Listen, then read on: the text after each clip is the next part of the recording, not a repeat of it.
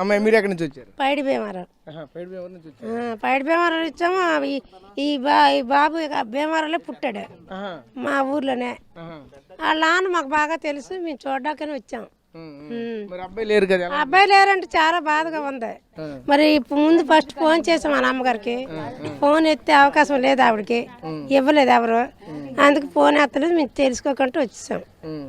ఇప్పుడు చాలా బాధ అనిపిస్తుంది. ఈ పిల్లడు కూడా అందుకే వచ్చాడు.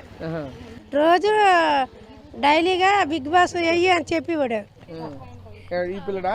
ఈ పిల్లడు చెప్పరు బాబు, బిగ్ బాస్ రోజు చూసేవాడవా? బిగ్ బాస్ రోజు చూడు. చెప్పమ్మా, చెప్పు. కళ్యాణి అయ్యమ్మా, కళ్యాణి అంటాడు. చెప్పమ్మా. 10:30-11 వరకు ఉండేవాడు.